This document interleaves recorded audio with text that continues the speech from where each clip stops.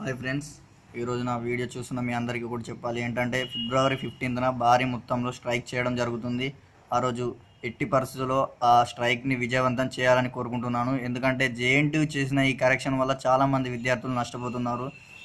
మనం ఏదైతే question paper attempt చేసామో దానికి మినిమం మనం 75కి 60 మార్క్స్ అటెంప్ట్ చేసినప్పటికీ జేఎన్టీయూ వాళ్ళు మరి చెత్తగా కరెక్షన్ చేసి 16, 17, 18 అని మ్యాక్సిమం నెంబర్ ఆఫ్ స్టూడెంట్స్ని ఫెయిల్ చేసి వాటి వల్ల సప్లీ ఫీజు లాగి ఇలా చేయడం జేఎన్టీయూ చాలా మనీ మైండెడ్గా ఆలోచిస్తుంది. ఎందుకంటే కేసీఆర్ గారు ఫీజు రియంబర్స్మెంట్ ఇస్తున్నారు, ఇచ్చినట్టే ఇచ్చి వాటిని సప్లీ ఫీజు రూపంలో వసూలు చేస్తున్నారు.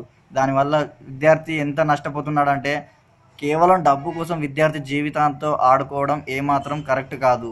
ఒక్కసారి మీరు విద్యార్థి పరంగా ఆలోచించినట్లయితే విద్యార్థి ఎంత కష్టపడుతున్నాడో విద్యార్థికి తెలుసా అండి. రాత్రి పగలు అనకుండా చదువుకుంటూ ఈ సెమిస్టర్ మొత్తం కష్టపడితే మీరు కేవలం వాడు రాసిన దానికి మార్క్ కాకుండా మీరు సప్లీ ఫీజు కోసం 16లు 17లు వేయడం ఏమాత్రం న్యాయం కాదండి.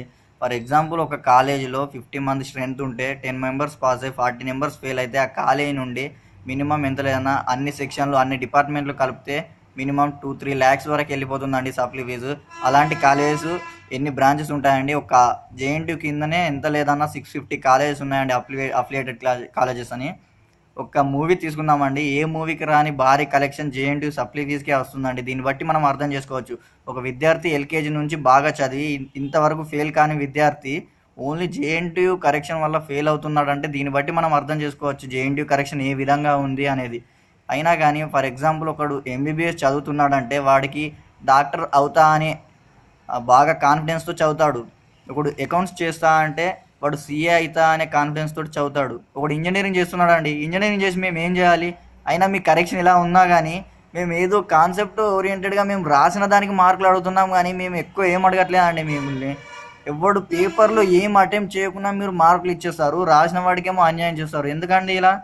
కాబట్టి students, please join the strike on February 15th and successful చేద్దామని మనం అందరం అనుకుంటున్నాం. ఎంత చేసినా కానీ జేఎన్టీయూ మనీ మైండెడ్గా ఆలోచిస్తే మనం మాత్రం ఏమి చేయలేము. కాబట్టి students, please join February 15th at JNTU Kukatpally. Please join the strike. I wish you all the best.